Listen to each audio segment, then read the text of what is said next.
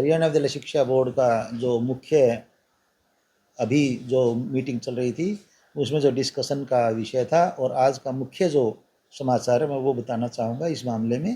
परीक्षा रिजल्ट जो ये परिणाम जो है घोषित होने के बाद दूसरा जो मुख्य समाचार है वह यही है कि हरियाणा विद्यालय शिक्षा बोर्ड ने आसपास के, जैसे कि बोर्ड ऑफ डायरेक्टर की मीटिंग में एक फैसला हुआ था कि आसपास के जो स्टेट एजुकेशन बोर्ड हैं और NIOS है उनकी कार्य प्रणाली का अध्ययन करते हुए फैसला करना है कि किस प्रकार से हम ऐसे परीक्षा विद्यार्थियों को सुविधा दे सकते हैं जो किन्हीं कारणवश रेगुलर स्कूल में या विद्यालय मतलब नहीं आ सकते हैं।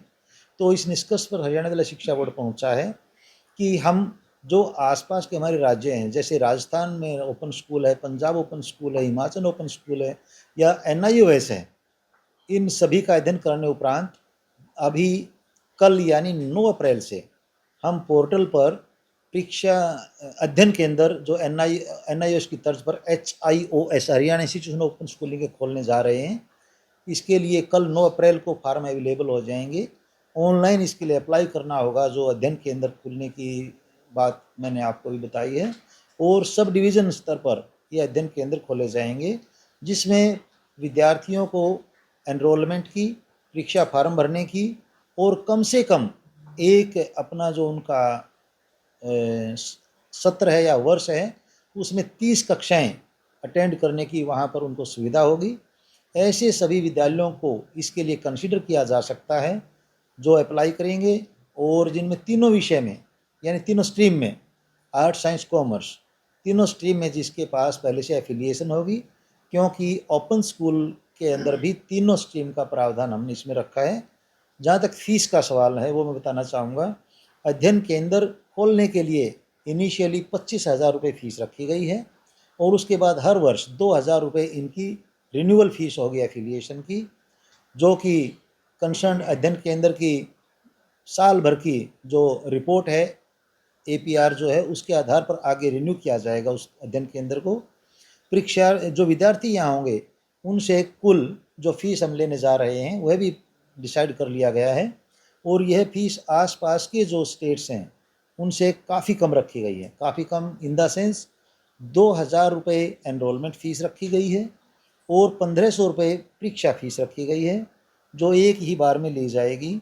यदि मैं दूसरे राज्यों की बात करूं तो यह फीस लगभग 4,700 रुपये 4,700 रुपये पंजाब बोर्ड द्वारा ली जा रही है। इसी प्रकार से NIOS के द्वारा भी लगभग 5,000 रुपये फीस ली जा रही है। तो वहाँ उनकी जेबों से खिलवाड़ स्टडी सेंटर्स के द्वारा किया जाएगा, क्या उन पर कोई लगाम कसी जाएगी?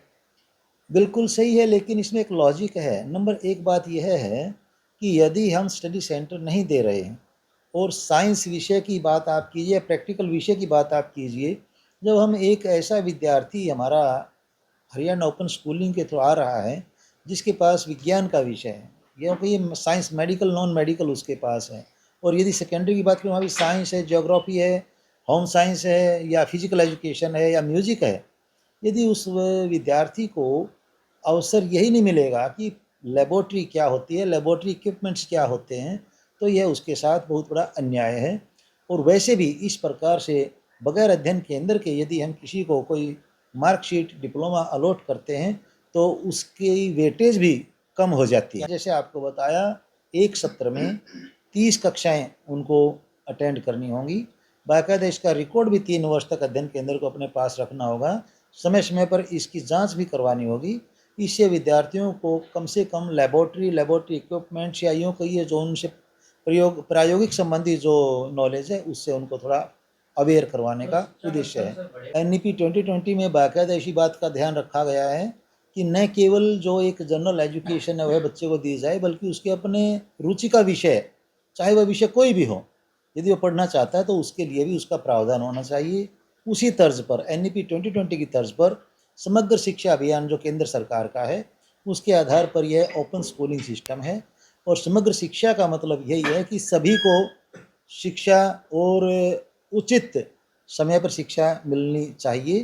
तो ऐसे सभी विद्यार्थी जिनको किसी कारणवश विद्यालय में आना संभव नहीं है या पहले अपनी एक जो एडमिशन की उनकी या पढ़ने की एक जो उम्र थी उसमें नहीं आ सके, ऐसी कोई यदि संभावना उनके साथ बनी है, उन सबको यह अवसर दिया जाने का प्रावधान क्या इसमें उम्र है। की कोई बाध्यता होगी सर?